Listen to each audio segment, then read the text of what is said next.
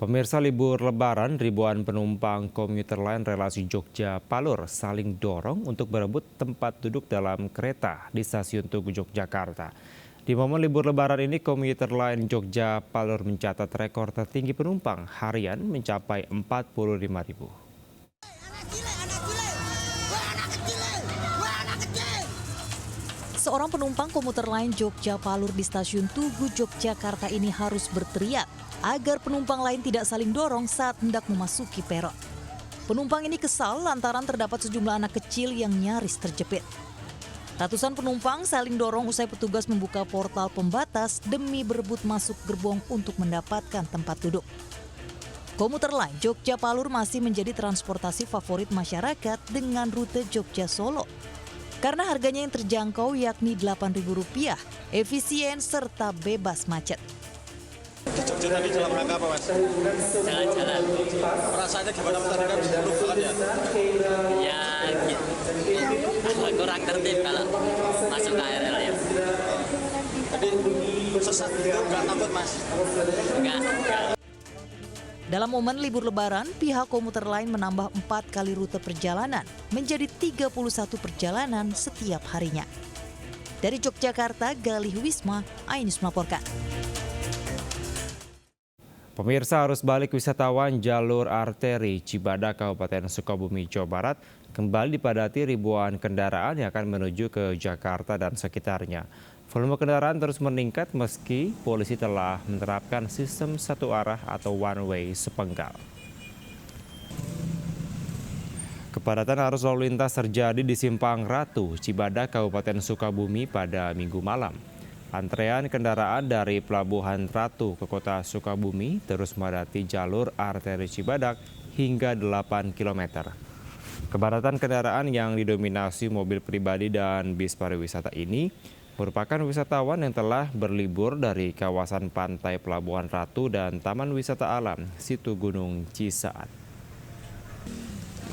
Tak hanya itu, arus balik pemudik yang akan kembali ke Jakarta juga menjadi penyebab meningkatnya volume kendaraan di jalur ini.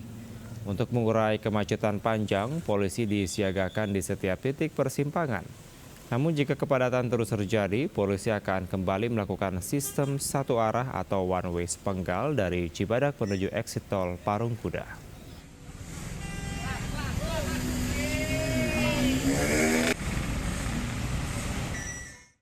Volume kendaraan di rest area kilometer 62 tol Cikampek terpantau ramai lancar pada Minggu malam. Kendaraan yang masuk didominasi oleh bis dan juga mobil pribadi dengan volume kendaraan rata-rata 700.000 per jamnya. Halo pemirsa, terkait situasi di rest area kilometer 62, tempat saya mengabarkan untuk Anda hari ini bisa dilihat di layar televisi Anda bahwa semakin malam semakin padat oleh volume kendaraan yang memasuki rest area kilometer 62. Karena jika kita bisa berbicara rest area satu-satunya yang mengarah ke arah Jakarta ini yang dibuka adalah rest area kilometer 62. Adapun jika kita berbicara mengenai data per jamnya yang memasuki rest area juga ini masih bisa dikatakan normal, yakni hanya sekitar 700.000 kendaraan yang keluar masuk dalam satu harinya. Jika kita berbicara mengenai lalu lintas di kilometer 62 sendiri, ini masih terpantau ramai lancar, belum terlihat adanya kendaraan yang mengular atau kemacetan panjang di sekitar ruas jalan tol. Dan untuk sistem pun ini sudah diberlakukan sejak pagi tadi, di mana ada one way dan juga kontraflow. Untuk one way ini diberlakukan dari kilometer 414 Kali Kangkung sampai dengan pintu gerbang tol Cikatama, yakni kilometer 70.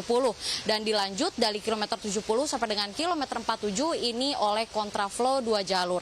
Dan hal ini mengapa dilakukan? Pastinya ini dilakukan oleh pihak Jasa Marga dan juga kepolisian agar mengurangi atau mengurai terjadinya kemacetan yang terjadi di ruas tol, mengingat ini adalah arus balik yang akan terjadi sampai dengan tanggal 7 April 2025 mendatang. Volume kendaraan yang melewati ruas jalan tol mengarah ke arah Jakarta. Namun jika kita bisa bandingkan yang mengarah ke Jakarta dengan yang mengarah ke Trans Jawa, ini sangat berbanding jauh.